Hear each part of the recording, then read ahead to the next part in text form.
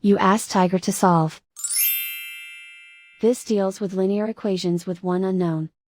The final result is x equals 2. Let's solve it step by step. Simplify the expression. Group like terms. Simplify the arithmetic. Group all x terms on the left side of the equation. Add x to both sides. Group like terms. Simplify the arithmetic. Group like terms. Simplify the arithmetic.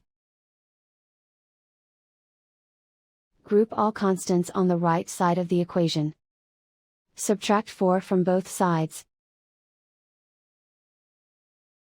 Simplify the arithmetic.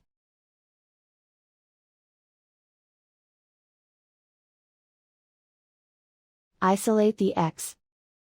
Divide both sides by 16. Simplify the fraction.